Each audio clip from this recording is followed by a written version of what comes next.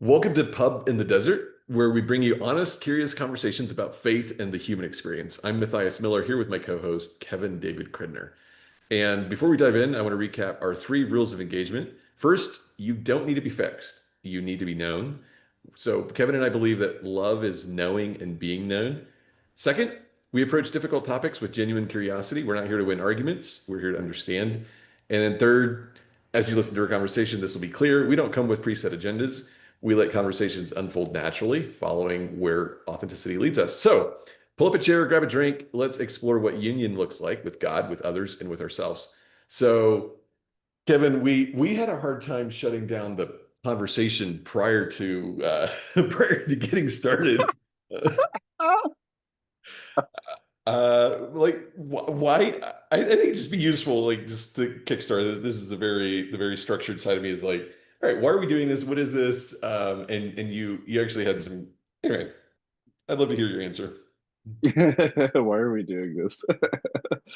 At least for me, and I think for you, it's curiosity. We're just really curious people. And in the years we've been talking and the conversations we've had, to me, the thread that runs through all of it is curiosity. And in that sense, it's like there are so many things in this world to be curious about spiritually, physically, emotionally, psychologically, business, like all these things. Like there's so many things to be curious about. Why would we not be curious about those things? Yeah. Well, and I think one of the things you mentioned too is how many people have asked us about asked you specifically about the conversations we've had. I feel like the world at large um, doesn't reward curiosity. Like our economic system isn't really designed to reward that. And so there's a bit of which this ends up becoming a playground for me, like a sandbox to play Yeah. in. Like I get to be a kid again. I get to explore. I get to be who I genuinely am with my curiosity. Oh, I like that. I like that the idea of the sandbox. I imagine it like when I was younger, my dad had six siblings, and the younger ones were closer to my brother and sister and I's age. And so, like during summers and during breaks, they would take us to the beach and we would spend all day at the beach. And like that was my sandbox. That was my good time.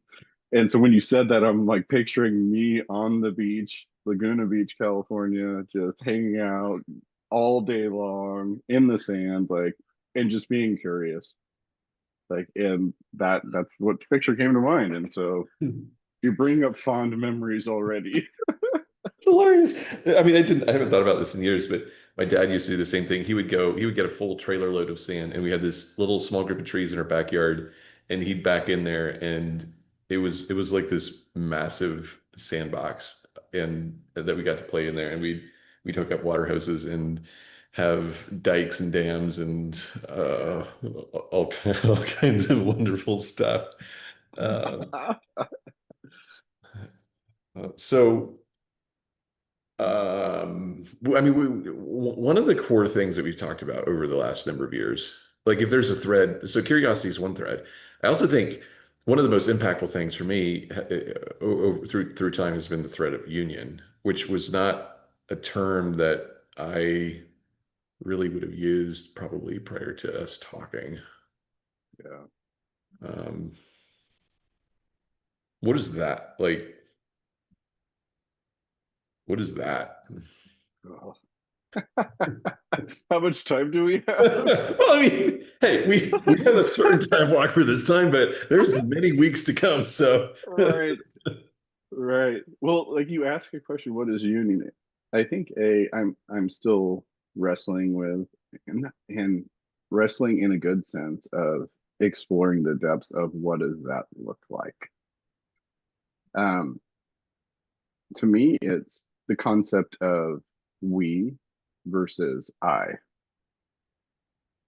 And as I understand it now, and this could change because it often does, the concept of we is embedded into the nature of existence, of reality. From the very beginning, it was a we.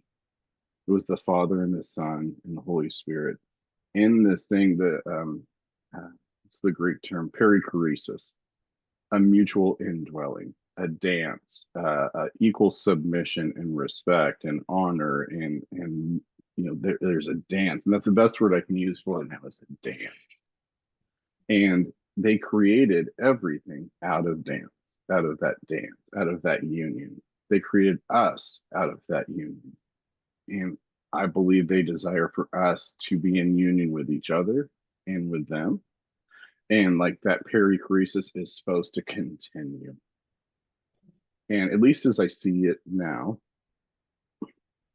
all negative things in our world, all evil, whatever you want to name as that, comes out of the idea that we are not we, that we are individuals, and that is on we are on our own to survive. And you look at in the Catholic tradition the seven deadly sins. These are all sins of me.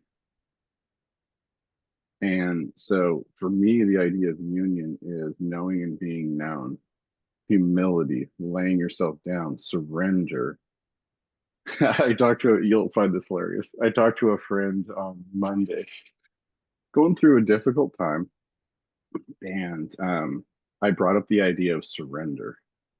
And she responded like, no, no, no, that's like waving the white flag. We don't surrender, kind of thing. And she's like, I prefer yielding. And I was like, okay, I like that term. I'm yielding to what the movement of God is and that kind of thing. I'm like, okay. But to me, it's that's union is the yielding and the continuing in that vein of the idea that we were designed for union, we were designed for we, and the denial of the idea that we had to do it on our own. Mhm. So it's the contrast between I and we. Well, I think the dance. I'm fascinated by the dance picture because, like, if you want to compare and contrast, there are people who take the dance picture and basically say, "Well, you step here and you step there," and Right. there's not a lot of fluidity in that style of dancing when you're basically a little puppet with strings. That's A your marionette, yeah, right. marionette. There you go. That's what I'm looking for. Referencing Um, back to Peter Pan. Or not Peter exactly. Pan, Pinocchio. Yeah. Pinocchio. Um, but it's also very interesting to me, like our deepest wounding often comes from people who won't dance with us or won't let us dance with them. Like, isn't that some of if you want to get deep to some of our deepest core wounds are we tried to dance with them and they wouldn't let me dance. Do I belong in this? Or I danced this way and I was shamed for dancing this way. Right. Yes. Yeah. And Yes. maybe my steps were up. Maybe I wasn't right. Right. Okay.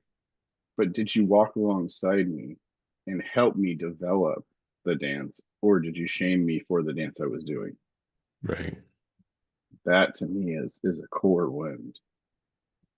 If you go back to the mystics, they don't talk about sin a ton. They talk about wounding. And they talk about the wound of separation or the lie of separation and how that dramatically affects who we are as people, our souls. And I really am intrigued with that idea because we have the doctrine of original sin via the Catholic system and that kind of thing. And I, I just don't know if I agree with that. I think it's probably the wound that is caused by the live separation and then the effects from that. Yeah, certainly. And can they be destructive? Of course they can. We've lived in this world and we've seen it. We've done it. Others have done it to us. We're all guilty. Nobody doesn't have blood on their hands. All of us are like Pilate at the end trying to wash the blood off our hands, right? Uh, Yes. but there's no, it has to be more. about wounding. So, one of the things I've been fascinated with in the marketing world has been how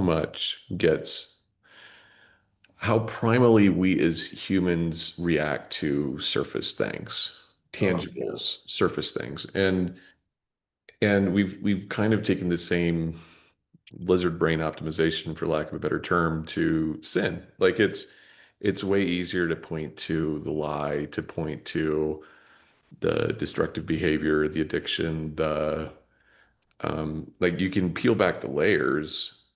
And this is basically what you're saying is there isn't always deep thought around, okay, like this is layer one, but what happens when you peel back layers two, three, four, and five? right, So right. here's the wounding, here's the level, here's the next level of wounding. But if you go all the way back to at the very core, the lie of separation, the wounding of separation, being the piece that gives fruit to these destructive behaviors that are ultimately Yeah, sin. yeah. Well, and it's not just a spiritual concept, although it's heavy in the spiritual. Spiritual, I mean the faith realm. But within the human realm as well, like Carl Jung, the psychologist, he defined sin, and I'm loosely paraphrasing him here, but he says that sin is chasing after that which is not yours to have, or avoiding that which is yours to have, most often pain and suffering. And why do we chase after what is not ours to have? Because we feel separated and we want connection. And why do we avoid pain and suffering? Same thing. Mhm. It goes back to the that lie of separation. And that's one reason why I'm shotgunning here. So as the Go for thoughts come, I'm just going. it. That's why the Enneagram was so fascinating to me. Because if you read anything about it, people who have worked in it, who understand it, that kind of thing, they're saying exactly the same thing, that there is an original wound that is down there at the bottom. And the job of tools like the Enneagram is to remove the layers that are covering the wound so you can actually sit in the wound and feel what it was and understand that wound for what it was. And everybody that I've read says the original wound is always about separation, Mm. always, in one way or another, always.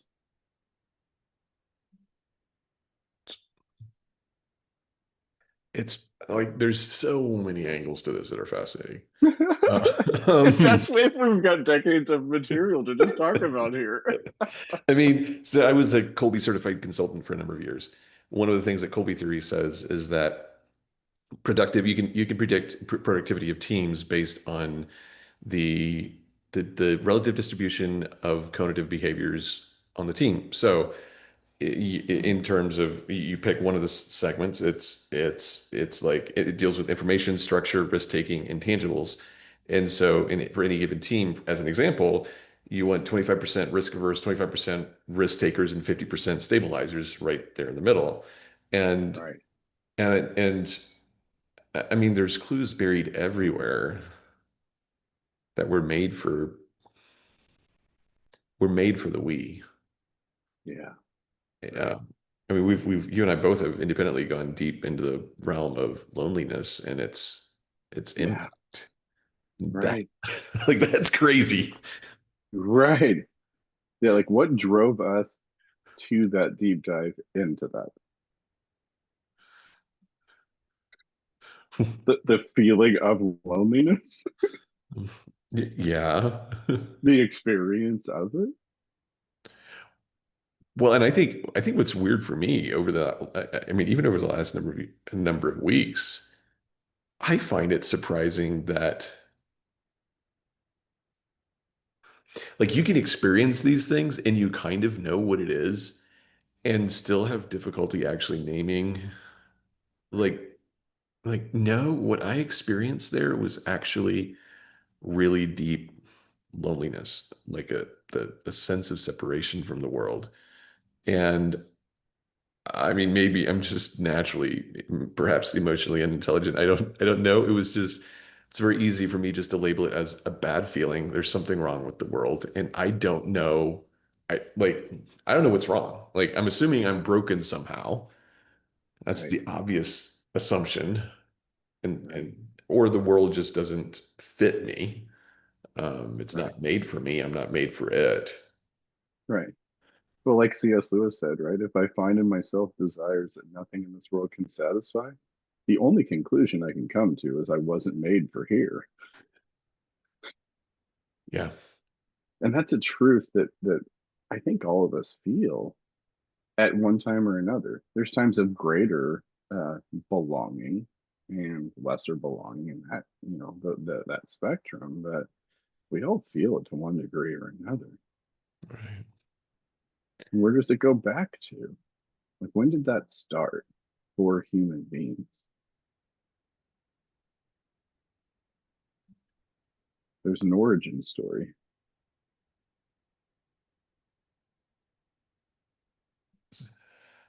There is an origin story. So here's a fascinating thread and question perhaps because Pull on it. Pull on it. um, I mean because Jesus said, "Your kingdom come, your will be done on earth as it is in heaven." And I think there's something I think one of the things I appreciate about maturing is that my relentless idealism has been tempered. And it's much less painful than it used to be. Right. But you find people on this spectrum of relentless optimism, of saying, thy kingdom come. Therefore, like this ache is going to be solved. And you have the complete opposite end where it's almost this resignation of, well, this ache will never be solved. And uh, I don't think prior to us having these conversations, I realized how settled you can actually be on the inside. And it doesn't mean that, amidst the imperfection and amidst the really less than ideal circumstances that we find ourselves in sometimes. Yeah. But how do you,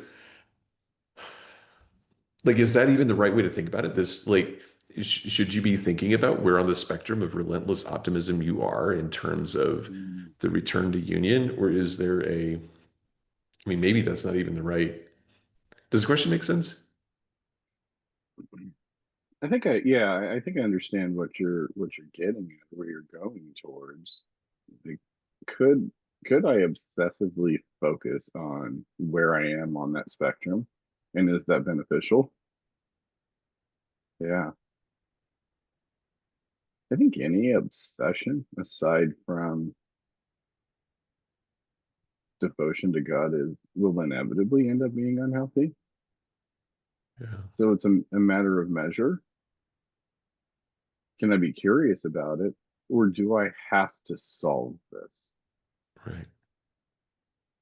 Is this one of those mysteries that I'm just not going to understand? Or it'll take me a long time to understand? And am I okay with that? Or do I need to know right now?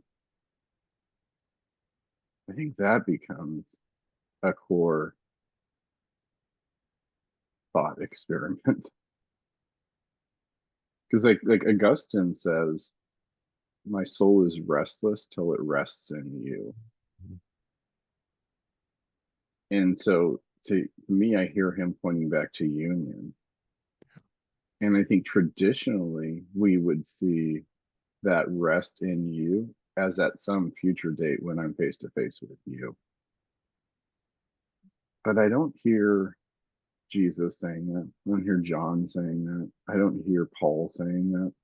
I hear them promising the mutual indwelling. Jesus in John chapter 17. And again, I'm paraphrasing, but Father, open their eyes to the fact that you are in me, I am in you, and they are in us. Yeah, Or Paul saying, uh, Christ in us. the hope of glory. And there's so many different references of in, but we almost treat it as if it's not in here and now, it's with. Yeah. And so I think that that's a subtle difference there. Like, and you could go down the rabbit trail for the rest of your life of, is he in me right now? Or is he just with me? Like, you could go down that obsessively and take every feeling, every emotion you have on any given day and try and discern whether it's an in emotion or it's a with emotion or separation emotion, or like you could do that. And that is a foundation, that is a fundamental prerequisite for any sort of neuroses to happen. Well, I actually have a little bit of a visceral reaction about you saying that the only obsession is any obsession apart from an obsession with God ends up being harmful. Like, there's, I wouldn't describe what I would describe as an experience of union as an obsession. I would describe it as the place in the world that I've found it to be the most like home and the most like peace and the most like belonging. And that doesn't feel to me like obsession. I think if there is an obsession, it's almost more like um I do feel like sometimes I'm on high alert. Like we were talking before the call. I am in a very aggressive season of life with some things that are going on at work. And but there's a vigilance, I think, and a thoughtfulness and a mindfulness in which I'm like, is this taking away from union? Um, and we've talked about this on one of the calls. I can't remember what book it was. I'd have to pull it up on Kindle, but I was reading a book on union, and this guy talked about having worked on Wall Street and became a believer and then ended up quitting his job on Wall Street. And everybody was like, "Yay, like what a good person you are. You must be a good Christian." And he stares into the face and he's like, "No, like I'm a horrible Christian. Like the only reason I'm not still there is because I couldn't be around money in that environment and be a good Christian." Um, Right. I'm like, I'm a terrible Christian. You shouldn't applaud me. Um, My friend and I were having coffee yesterday, and we do once a week. And he made this statement, and it astounded me. I've known him for 30 years, very successful at everything he's ever done. And he looked at me and said, all the success I have had, like that I get applauded for, has been out of fear. It's like it's fear of provision, and it has been my entire life. And so it's my dysfunction that I get applauded for. And I hear resonating of that and what he's saying there. Like, no, like I couldn't handle being in that environment, and so I had to walk away. Like that's my dysfunction. exactly. Exactly. Yes. Yeah. Well, I think and I resonate with what my friend was saying. Like my dysfunction, my whole life has been a fear of lack of provision. And I feel like, at least as we sit here today, that my fear of lack of provision has drawn me towards me having to take care of everything for myself, to a lack of trust. I didn't trust other people. I didn't trust God. I trusted myself to provide. And there's been numerous occasions where I believe God has like taken away provision, and I thought it was a curse, but it was beautiful because it broke that that obsession with provision in me and led me back to union and trust with him, and still working on it, not quite there yet, but like that's the thing for me. What? Well, I mean, I can resonate with that. I feel like I don't know if I can unravel all of this stuff, but I feel like part of the challenge for me has been having it's been really difficult for me to find the right way to think about it because there are people who will say that it's all about the kingdom and there is provision in the kingdom. And so you're walking around Mm, looking for a lightning bolt to with provision on it. mhm, You have the other extreme in which, well, and sometimes just straight up, sit and wait, don't do anything. Provision will come. On the other mhm, end of the spectrum, you have over functioning, over responsibility, doing everything yourself, self-protection. Um, but I feel like part of this journey for me has been, I go back to the image of the dance. Like I feel like that's so much what it is. It's like even whether it's in like sales comes down to a dance. mm, In a healthy context, it's understanding what you need. It's understanding what I can provide, understanding whether this fits or not, understanding whether there's value for what you want to pay and vice versa. There's in terms of provision, it's union with God to me. It comes down to being sensitive and aware to what he would have me to do mm, and doing that, but not taking undue responsibility, like keeping in this awareness of it's almost more of a question, less of a question even of what am I doing to am I living my days in a dance with him and in a dance with the other people. And if I'm in that space, it is the most unnatural thing for somebody who's spent most of his life controlling every single outcome because it's right. it's not it's not the surrender of ambition, in my opinion, but it's the surrender of of tight-fisted control. Yeah. It feels very uncomfortable. Mm, right. Yeah, when you're used to doing this. Exactly. Like, okay, let's pull this finger back. Oh no, that's too much. Yeah, but I resonate with that. Like the tight-fisted control because the fear is so great that if I let go of control, that horrific things will happen. And I've got a great imagination of the horrific things that could happen. I mean, I'm fabulous, amazing imagination on that level. I'm so creative in that area. If you want, Blaise Pascal has a quote. He says, if you want proof that the imagination trumps reason, take the scientist out on a ledge over a precipice and let him analyze. Right, right. And I think the other challenge for me with this is that with union, there isn't an obvious one plus one equals two. It's like when I'm in control, then if I do this and I do this, then this is going to happen. But with union, it's really around like there just is a deep-rooted trust.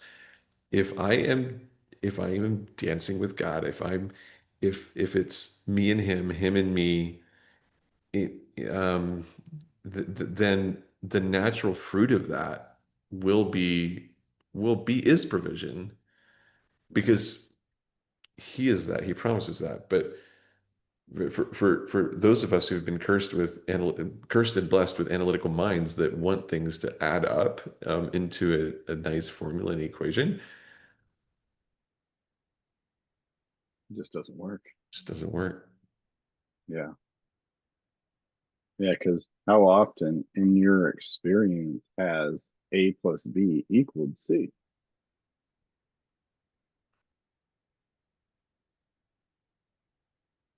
I mean, do I have to answer No, it's just that? it's rhetorical. I mean, you can venture an answer if you want, but I mean, I would like to live in the I would like to continue to appease myself in the delusion that it does. Is that fine? yeah, yeah, yeah. There you go. That's a good answer. And maybe that's what I've been fascinated with two parables recently. Um, well, one's not a parable, one's more of an interaction. So the rich young ruler coming up to Jesus, and then the house built on sand or house built on stone. Like I've been fascinated with the house built on sand and how I picture it. Certainly not the picture from the that from the Middle East at that time, in that place. But this is my picture. Like I've got this beautiful beach house. It's right on the shore. I wake up, I look out, ocean, beautiful breeze, all that kind of stuff. And when the weather is beautiful, it is awesome. No problems whatsoever. My morning bath is running out into the ocean, diving in the waves. Fabulous. But what happens when the sea rages and the wind picks up? Like yesterday, there was a massive earthquake in Russia, and we had tsunami warnings all along the coast here. And it's like, what happens when that tsunami warning comes and your house is built on the sand right there? You're in trouble. It's coming down. And I started to think, as I do, along those lines of like the illusion of safety in that place.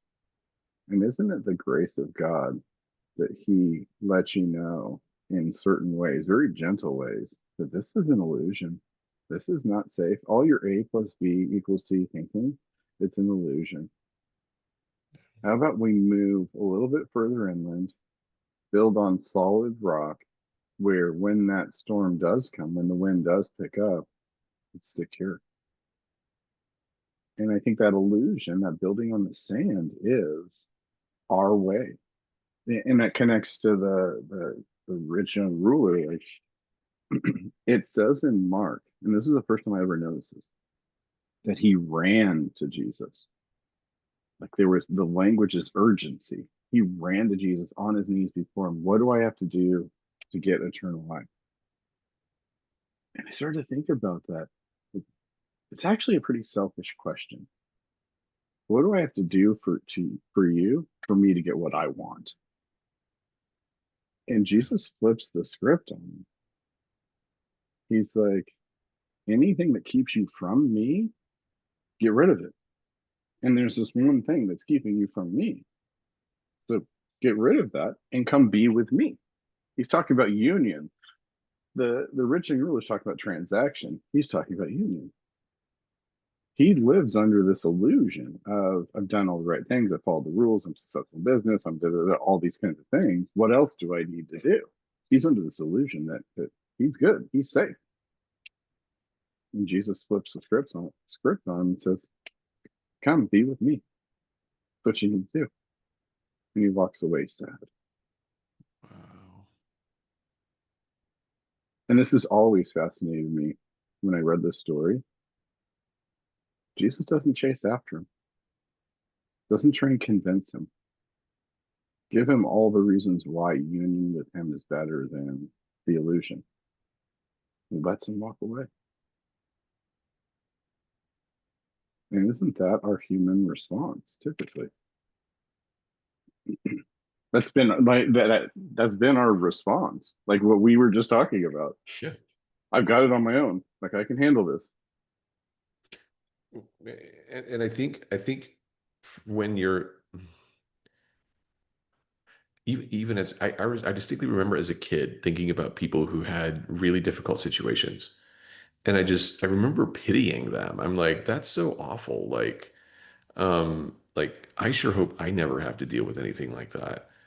And and there's this fear that when the foundation gets tested, that your whole life is going to fall apart. And it might be that the foundation crumbles. But what I couldn't see then is that, I mean, for some of them, I'm sure they had faulty foundations. It did break them, but for others, it encouraged them to pack up and move inshore. And it really is a bizarre contradiction that you can have.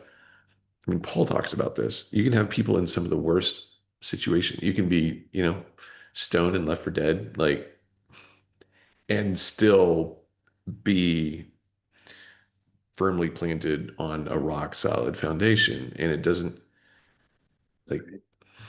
It doesn't shake you. It doesn't shake you. And it, You have your emotions, of course, you're a human sure. being, but the faith is still there. I I, found the way to be content in all circumstances, rich, poor, healthy, all those same things. That core, that foundation is union because you know who is with you in it, who is in you in it. it's fascinating. There's, and I think it's key to, it's key to highlight that Paul talks about having learned, learned contentment. There's a learning process in it, and even Jesus learning obedience through suffering. Um, Right. um, Well, think about this. Like, this struck me on one of my walks last week with Clive. I'm listening to the Bible as I'm walking in the book of Acts, and the moment where Jesus is talking to Ananias, and he says, "Hey, there's this guy Paul. He's in this house in this city. I want you to go and pray for him." And Ananias is like, "I know who that dude is. Like, I'm not going and talking to that guy. He's killing people."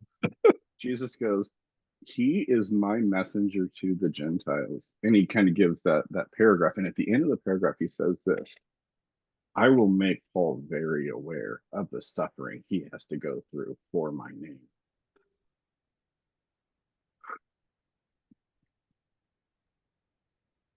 Right? Think about that,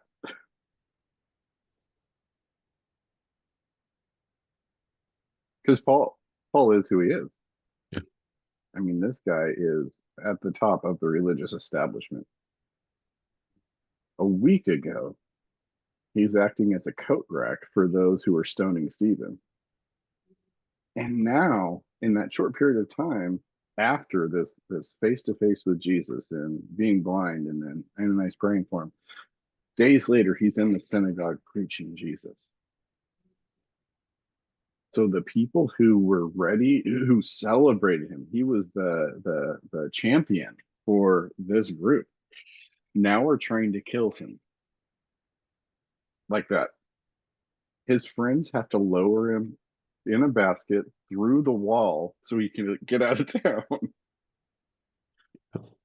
just like that. Imagine what's going through Paul's mind. It's it's fascinating to me. I mean, Paul was, I used the word ambition earlier. Paul was a man of ambition, always. Yeah, oh yeah, that didn't Yeah. stop. That didn't stop. But like it's almost like where ambition and abounds, so the refining suffering must abound also. Right, right, right. And I think that's another perspective shift too in terms of suffering. I mean, we Well, think about like that verse you're referencing where sin abound, grace abound more. Like where the sin of ambition, let's say, abounds, the grace of my correction abounds more. yes. And when I've heard that verse in the past, I was like, where sin abounds more, grace abounds more. Like, oh, I'm good. Like, I'm fine. Like there's no process in between. That's a different take on that verse. That is a different take. It's also fascinating if we want to jump way back to the beginning. You talk about sin and wounding. So where wounding abounds, like here's a this is like jumping. This is how our conversations get for newbies listening in. Like, buckle your seatbelt. This is how it Um, goes. but I think for me one of the most challenging, I'm quite goal oriented, fairly driven. And I think one of the things challenges for me has been holding such a high standard and giving grace to myself. And there's a sense in which where the deep wounding, looking at that verse through the lens of wounding, where the deep wounding abounds, the grace, the healing of union abounds that much more. Right. Well, think about this. This is how our conversations go. we look at Genesis and we look at eating of the apple, but there was a wounding before that Mhm.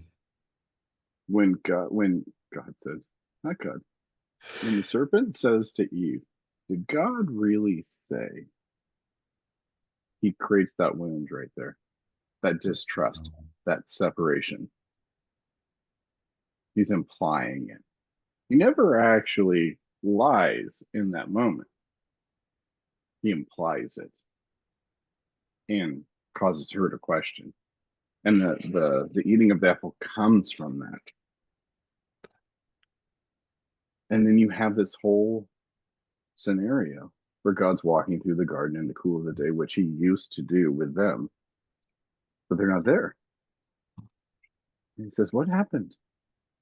And where'd you go? And then they start to answer. And each one of them blames something else. The woman you gave me caused me to eat. The woman's like, the snake made me eat. And the snake's like, I'm just a snake. Come on. Like, what I Like do. nobody's responsible. Right. Imagine if at that point they would have been like, there's something really crazy that happened. There was this talking snake, and it asked this question. All of a sudden, something shifted in my mind, and I made a bad choice, made a bad decision. What would have happened at that point if they had responded that way? I don't know. I think it would have been different, but I don't know how it would have been different. But think about this. It says like in Genesis, it says that God removed them from the garden for one specific reason, because he didn't want them to eat from the tree of life in that condition. Mhm. The pain and suffering of separation, he didn't want it to be eternal. So in that sense, it's a grace that he removed them from the garden. Yeah. And we want to look at it as punishment and all those things, like kids protection. Yeah. You've been wounded. We're gonna have to work that wound out. It's going to take a few thousand years before we really can do that. Yeah, And even after that, it's going to be a precarious ride for mankind to understand. because you're always gonna have the choice. Yeah. You're gonna have the choice between union and separation, self-sufficiency, everything that goes along on that side, or trust and humility and surrender and union. You're gonna have the choice. I think one of the things one of my major hangups with Western theology around modern theology, I suppose, I don't know, around sin. Um, I, I mean, again, there's two spectrums of this. One is the idea that sin is irrelevant and not recognizing that there is separation when there is separate, like when that we're believing in the lie of separation when we are. Yeah. Um, but then there's the other side too, in which um, for those of us who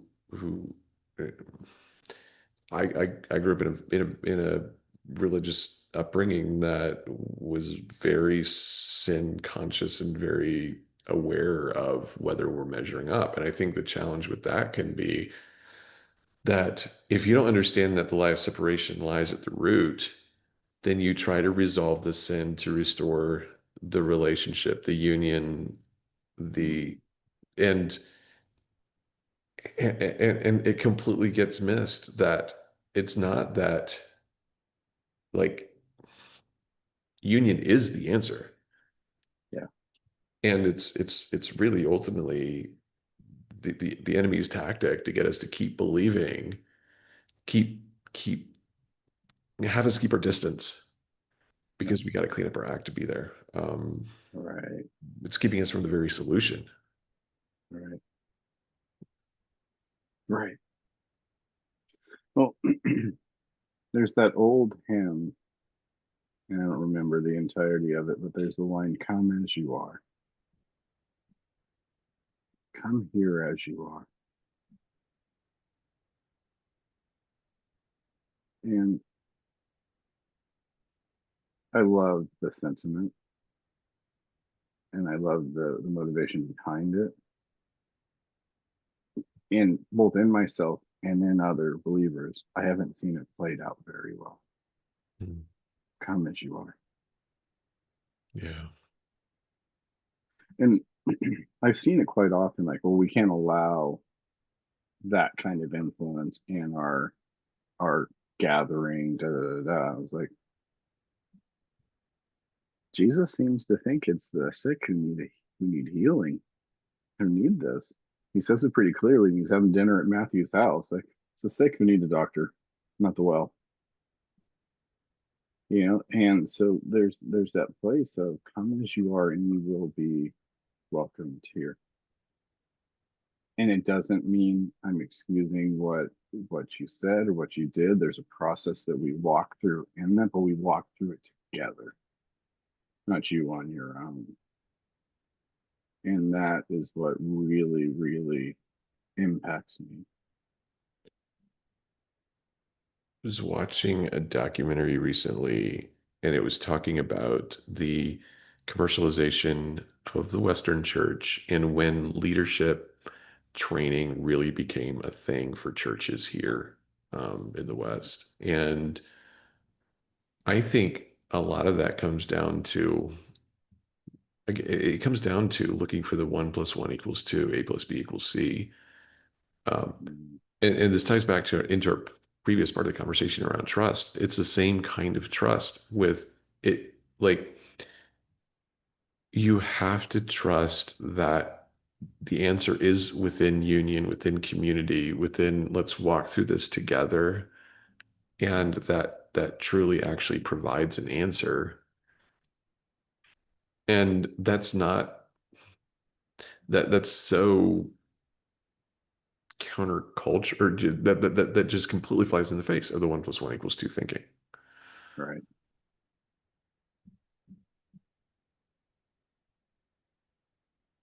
So in um,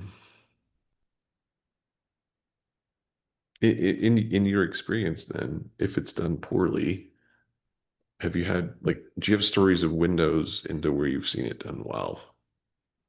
Oh, yeah. Yeah. Quite a few. But I have more stories of it being done poorly, unfortunately, both But by myself and by others. sure, Yeah. understood. But it seems to me like there's a I like I've got friends of mine, and we're we've been talking about what does it mean to be like I feel like a number of us have a desire to do things better, Mhm. but oftentimes there's a disconnect from between the people who actually know how to do it better. Like, there's not, this is said very simply, but like there's not great role models. Like, who do we have to mirror after? And I think that's maybe at the heart of my question is Oh, how do great we question. how do we because I feel like there's a lot of people who have a genuine desire.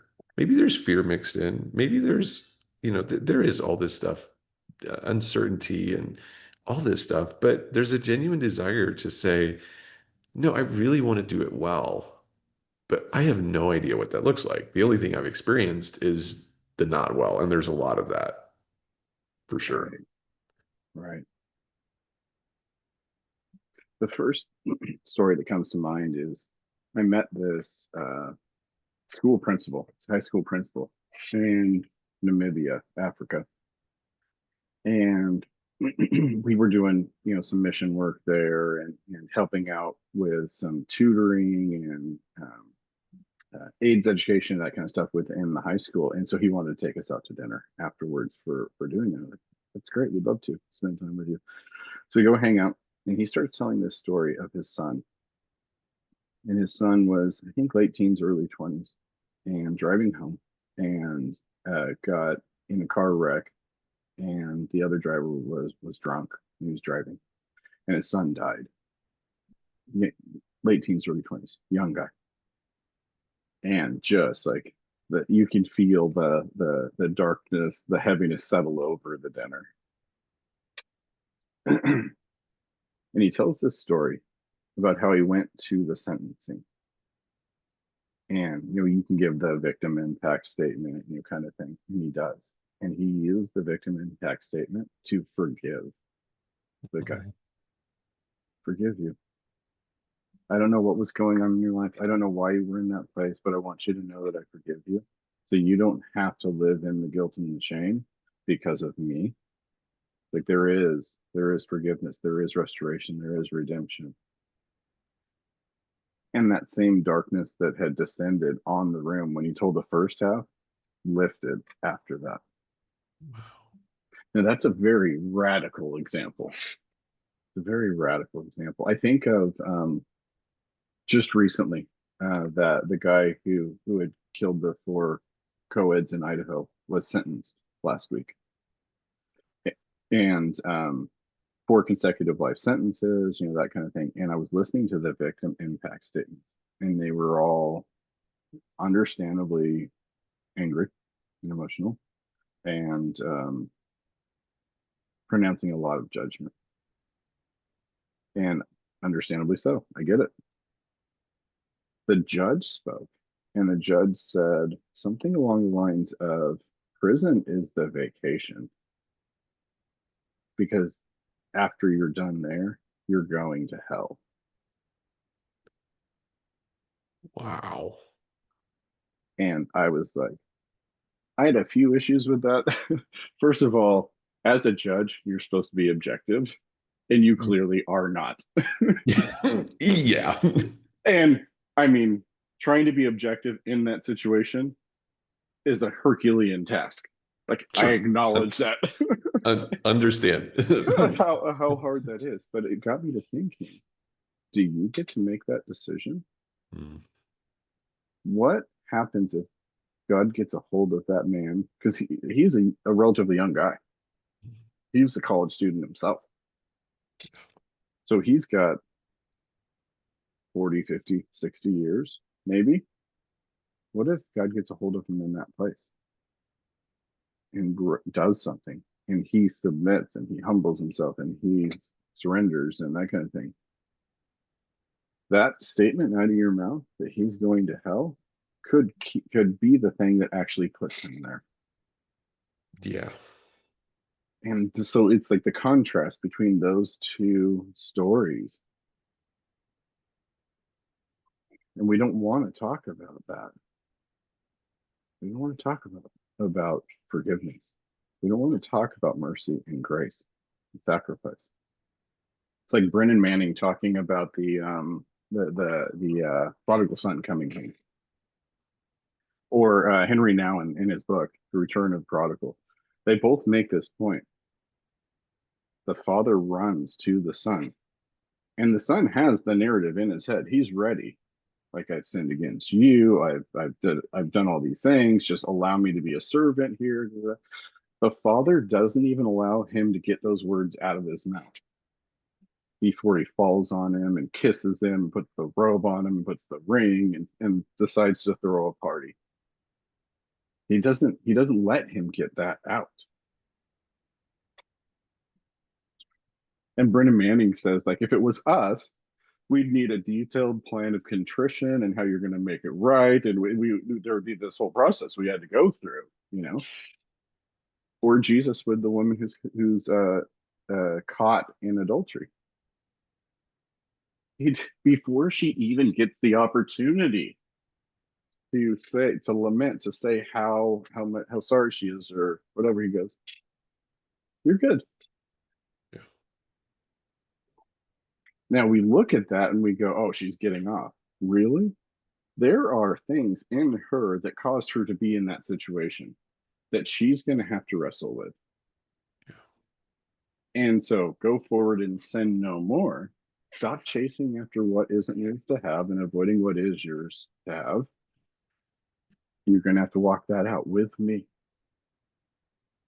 But there's no detailed plan of contrition. There's none of that. It's simply just you came face to face with me in this, and I see you, and I know you, and I'm with you, and I'm in you. That's not good enough for us. I mean, there's almost this sense in which it's the choice between trying to impose the weight of judgment so that other people feel the weight of it versus extending grace so that so that the weight of what they already experienced can have its perfect way. Yeah. Well, you look at one of my favorite movies, The Shawshank Redemption. Okay. This guy goes into jail and kind of unclear whether he did it, whether he didn't do it. The story, you kind of see images, but he's there. And in the midst of his years there, you see him grow and develop and change, and the people around him. Some of them grow, develop, and change, some of them not. And it's this redemption story that happens. And there's that moment at the end where Morgan Freeman is before the parole board. And for years and years and years, he's tried to convince them that he's worthy of being released. And then the last one, he goes, I'm not even going to try and convince you, essentially. You're going to make the decision you're going to make. And at that point, they decide to release him. Yeah. It's this, maybe the damage that is done to the human spirit when we are caged. Yeah. And I'm using that more as metaphorical than real life, but like the caging around us changes us. So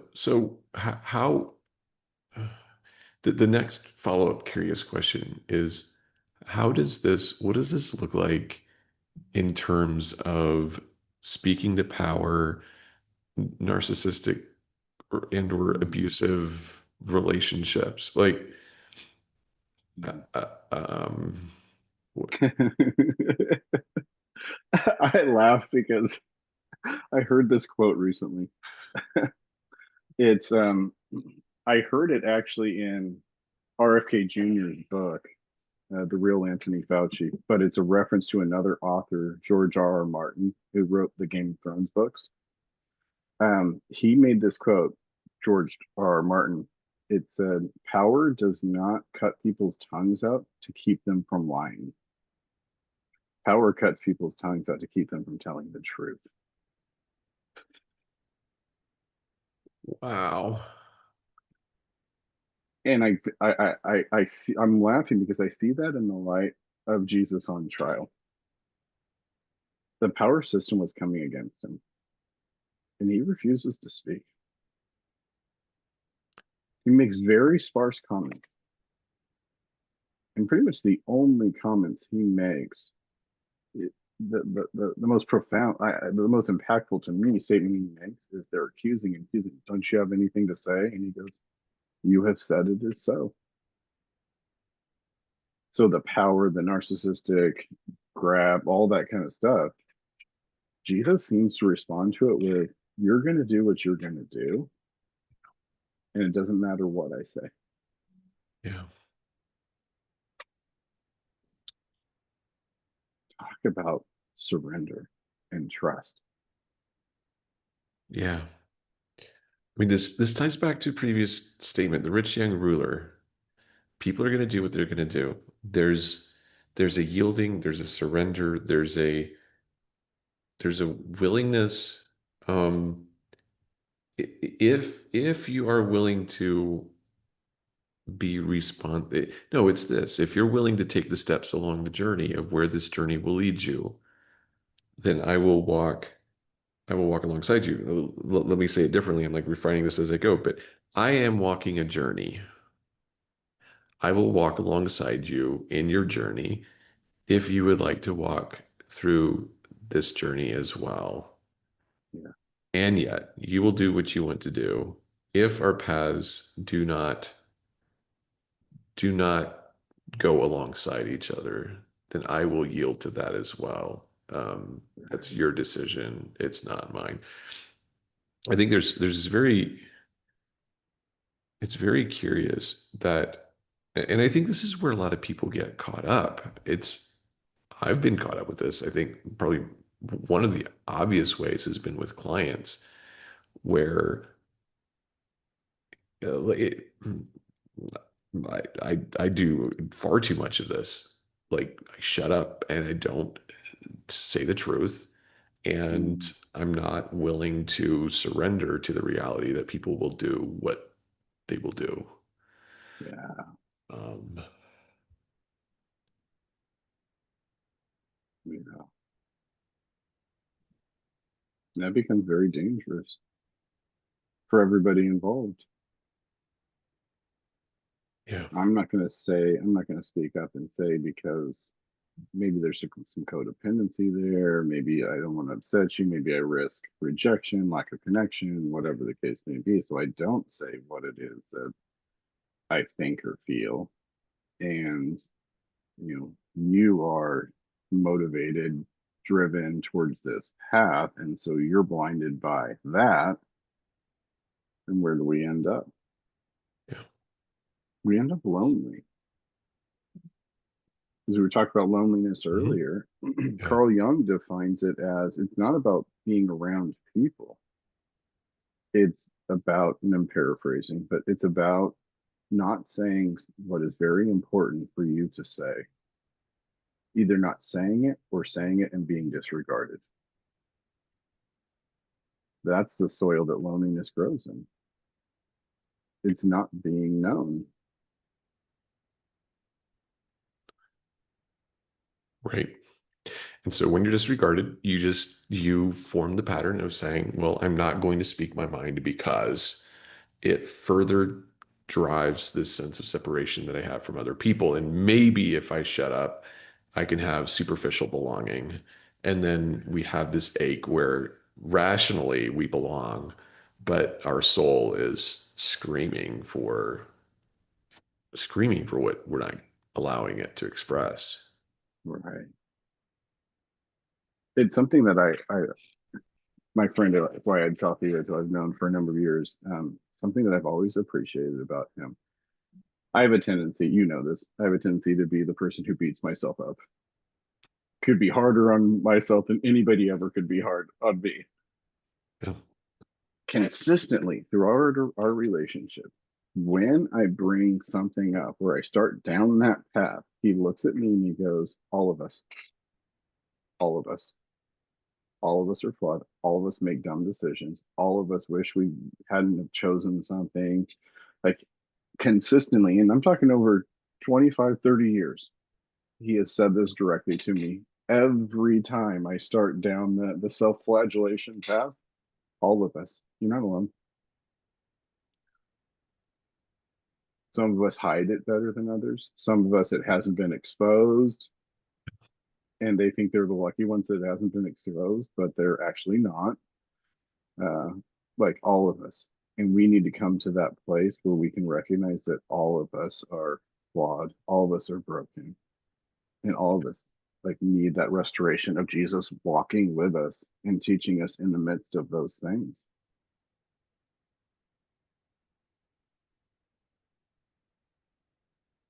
Because that's what union does. Yeah. That's what love does. Yeah. I had my own similar experience. A friend of mine looked at me and said, I have one complaint about you.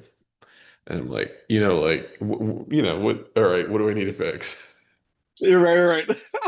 Let me get out my Just, pen and write this down. yeah, right. I'm getting ready to write this down. You're too hard on yourself. Like you need to show yourself grace. Like show love to yourself. I'm like, Oh man. oh. Yeah. So I was talking with this young guy yesterday, 25, finishing up his college degree. Great guy. I would say kid, but then like that would say how old I am. Great guy. And he's asking people, friends, mentors, like what piece of advice, like if you could talk to your 25-year-old self, what would you say? And he asked me this yesterday and was like, wow, that is a great question. And I thought for a minute. And I was like, honestly, if I could tell my 25-year-old self something, it would be love yourself, love others, love God. By the biblical definition, know and be known by yourself, by others, and by God, and surrender to that. Make that your highest goal. Because my 25-year-old self really needed to know that. Really needed to know that. Like as I look back on it now, Richard Rohr talks about putting your ladder against the wrong building. You spend your whole early life climbing this ladder, you get to the top, you look around, and you're like, I don't like this view. Yeah. He's like, come down here amongst us and just be amongst the normal people. Yes. And I look back at my 25-year-old self and my 30-year-old self and my 35-year-old self, and like I look back and I go, man, that guy was climbing that ladder and it was leaned against the care about me, love me. I was seeking to make myself lovable, Yes. and it was exhausting. And now it's like, no, like I'm coming down. I'm coming down. I'm just going to live amongst the people and Yeah. just be one of them. Just be human. Be human. There, I've been fascinated by, well, I have my own little experiment where I've been running Facebook ads for blog posts, and like Okay. I'm absolutely curious about what drives people at the most primal level. Like, Mm. and this can all be manipulated. We know that the world of advertising manipulates. But it's put me in this frame of mind of looking at some of the most deeply motivated, most high in demand cries of humankind, which that's been the fascination with this. And I know it's just, again, like even that's a little sandbox. It's not like a picture of the world. It's just, it's intriguing to me. It's curious. And th this ties throughout this, uh, jumps back a few threads, all ties in, but the, love is in such short supply. Love without judgment. Um, and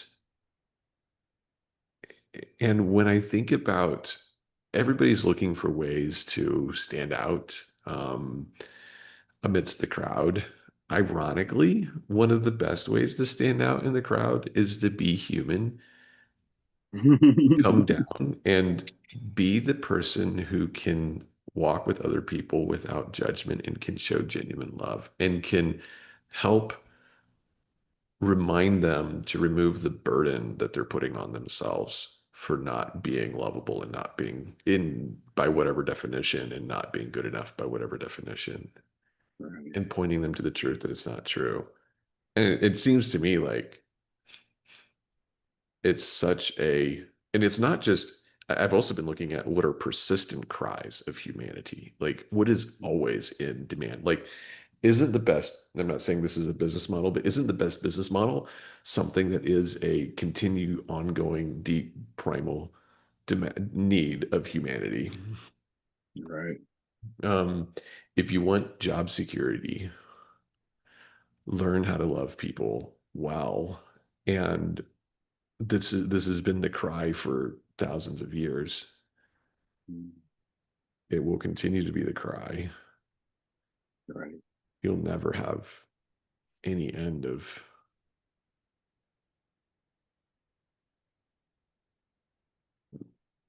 it's not going away. We need people to keep showing love. Right.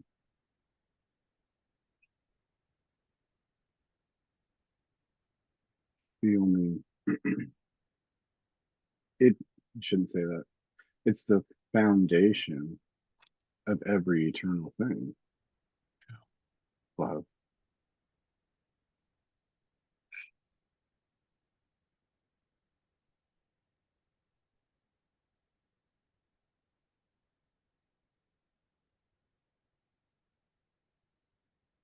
There's such a reorienting of what does, as you decide to make love be foundational, like there's so much reorienting that needs to happen. Mhm. And the more you seek to make it foundational, there is a pain that comes with that too, because it shows the gap. It shines a spotlight on you on your own limitations, your own flaws. Right. Um,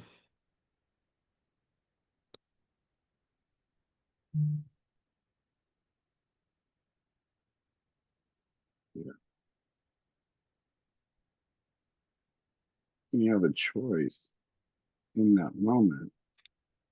Like you can be like Paul suggests, like you could revel in your weakness. You could celebrate it.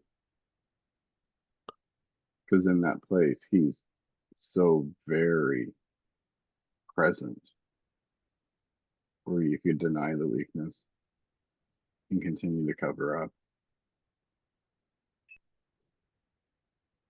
so I'm I'm imagining a little birthday party that we throw for each other or something like that. And hey Kevin, you're really bad at, or Right. you're like, I'm really bad at, and everybody's like, Hey, yay. you're right. In celebration.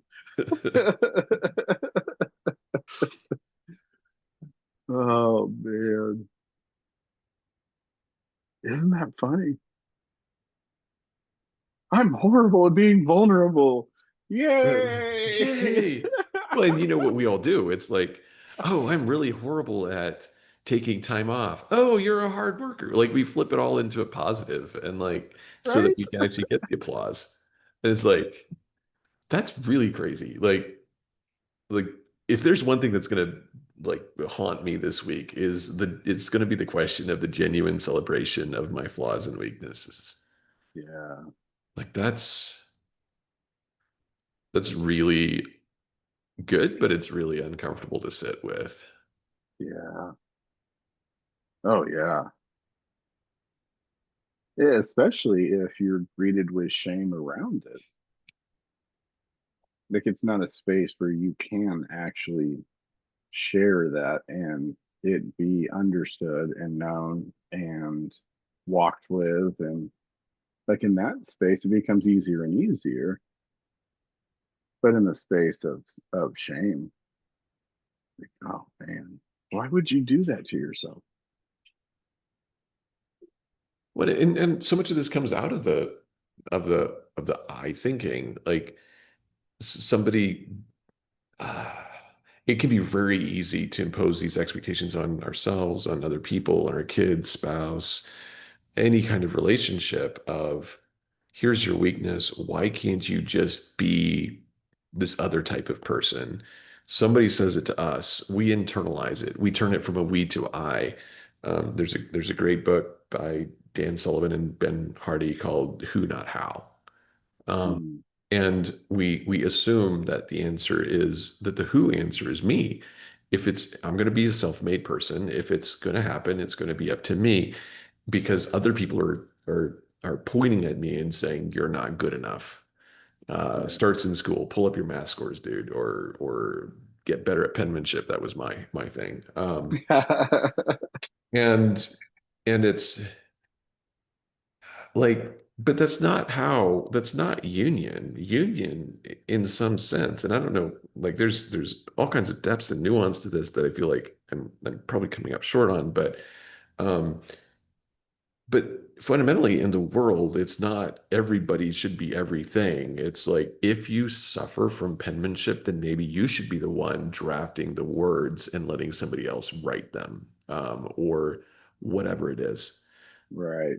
But the answer to The part of the reason why such pain exists around weakness is because we've turned it from a we to an I, and we try to become the answer instead of allowing somebody else to be the answer for us. Yeah, either we turned it from a we to an I, or the world that we live in, or our community, or who we're surrounded by, turned it from a we to an I, and Yeah. probably most likely both, little measure of both in each. It brings to mind the first time I ever read um, any of Brennan Manning's writings. I think the first book I read was Furious Longing of God, and then I was sucked in and I went down the rabbit trail. But in one of his books, in the introduction, one of his friends is writing it, and he says, Brendan talks about how he's broken every one of the commandments 10 times Tuesday, that kind of thing. And he goes, murder? Really, Brendan? Like, that kind of thing. But if you've read anything by Brendan Manning, he's so out there and honest about his failings, and he tells his story and his failings. And like, it's like you almost get the sense that, not almost, I get the sense that he's celebrating, like, this is who I am, this is what I've done. Like in that book, in the Furious Longing of God, I think it's the in the introduction, he says, hi, I'm Brennan, I'm an alcoholic, or I was an alcoholic, I'm no longer an alcoholic, I was a Catholic priest, I'm no longer a Catholic priest, I was married, I'm no longer married. He gives this thing, he's like laying everything out for you about, this is who I am. And then at the end he says, oh, and he says, this is the story, part of the story of my life. And at the end, he says something very powerful. He says, this is the larger, grander story of my life, that I am a sinner saved by grace. And it's just like, wow, that's powerful. And the movie 8 Mile, which is kind of like autobiographical about Eminem. In one of the last scenes, he's in this rap battle with this guy. And he's been through these, he's been shamed his whole life for where he lived and who his mom is, and all that kind of stuff. And so in his first rap within this battle, he takes all of the arrows that are going to be shot at him, and he uses them. Yeah, I am white trash. Yeah, I am live in a trailer park. Da, da, da, da. And then he like takes away all the guy's bullets, and the guy like comes to stand and like respond, and he just has nothing to say. Like, to me, that was such a beautiful understanding of, like, they're going to use this to shame you as long as you allow them to use this to shame you. So why don't you just take it and put it out on the table? This is who I am. And then they have no more bullets. Yeah. Yes, yes, and yes. I think again, I'm coming from the business world. There's so much manipulation that happens in human relationships. And basically what you're saying is when you lay things on the table, there's manipulation in sales, there's manipulation in like sales for me became way easier. The more that I stopped pretending and the more I was honest. Like I recently had a situation where somebody wanted something and I was very honest with them. I'm like, I don't think I might not be the right guy. It wasn't a manipulative tactic, but the person changed their tack and they're like, actually, I'm willing to work with that. And I'm like, well, great. Like, I'm open to work with that too, but I'm not going to manipulate you. This is what you're getting. This is how it's going to work. Whatever. And if it Right. works, great. If not, great. And it's such a powerful visual to think about. The more that it's like the shields that we put, the self-protective armor that we put on become the very weapons that our enemies, for lack of a better term, are going to take and use against us. Yeah. And it's like, and when you're not dressed in armor, they don't have anything that there's nothing that they can like. Yeah.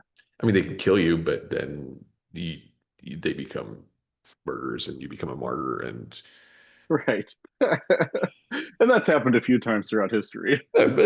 several, Just one or two. one or two. It makes me think, like, I had this thought experiment, dream, whatever you want to call it. I was like, what if for a 24-hour period, and I may have shared this with you before, but what if for a 24-hour period, everybody in the world was completely incapable of lying? Every thought that came into their head had to be communicated. It just would be shared out there in the open. What would happen? That's a really fascinating question because surely there would be some people who like would that's a fascinating question. Can you and is there I mean, but you can't take away the rule that there's no negative recourse for it Right, because that's and so there are going to be it seems to me like it would accelerate the like it would further polarize us between the people who are willing who understand that we're fundamentally flawed beings who need love and the people who have a need to uphold the standard and image of perfection. right, And so the number of scapegoats, it seems to me, would increase exponentially, and the number of and we would start seeing the people who genuinely live from a place of love and acceptance. And there's probably some people who in this space who would that like I can fully imagine the complete and utter breakdown when you realize that I wasn't the only person who's experienced these types of things. right. It's fascinating. I just think about for me from a personal thing, personal viewpoint. If I said every thought that came through my head, or I had to, like it wasn't even a choice, I had to, and you said every crazy thought that came through your head, immediately I would almost feel somewhat of a union. Oh, I was shaming myself and I was crazy for having these thoughts, but he has them too. And he just Yeah. communicated it. Yes. So I think we're gonna have to we're gonna have to wrap here soon. But I think one of the Right. questions that follows here too is how do we what is the process by which we dismantle the tongue biting? Yeah. Isn't it ultimately fear of punishment, fear of judgment, fear of separation, Yeah. fear of loss of some kind? Yeah. I think fear of separation is the core of it, but all those things flow from it. Um, I, I have a friend of mine who, actually a client, who again looked at me this week and he's like, we were talking about some of these types of things, and he's like, yeah, I've noticed the same thing about you. He said, you and I can be having a conversation and you're forthright, you're direct, you're like you're saying you're calling this you're calling a spade. And then you get into a group of people and you start hedging, you start, Mhm. and I'm like, I never had anybody. I was really grateful. Like you could take this as a threat, like, but I was grateful. I've never, as when he mentioned that, I'm like, I totally see that pattern, Yeah. and I don't want to be like that. I want to live from a place of union and be comfortable with speaking, with being in my own skin in every setting. We learn, we grow. Yeah. Um, but it was a very profound moment of awareness for me of seeing. Yeah. I've been That's doing. a real good friend. He's a great guy. Yeah. Yeah. That's a good friend. And we all need those. Yeah. We need those friends that'll just be like, hey, this is what I'm seeing. I've noticed this. And invite you into the conversation. And you're like, oh, wow. It gives you space to go, oh, yeah, I do see that pattern. And I don't like that pattern. Yeah. Yeah. No, it's not serving anybody very well at all. Yeah. Yeah. Wow. What a great conversation. What a fantastic conversation. Fully in line with how these typically go. We'll be we'll let our listeners into the clues, that the fact that we title these things after the fact. So we're going to do some analysis on what we actually talked about. So we have a title conversation. And there is a thread, I guarantee you. Oh, there's a thread. I promise you. You may need a microscope to find it, but there's a thread there. There's a thread there. Awesome. Well, to all of our listeners, thanks for listening. You can subscribe in the respective place where you found us. And until next time, thanks for the time, Kevin. Yeah, thank you. See you next time. All right, sounds good. Enjoy.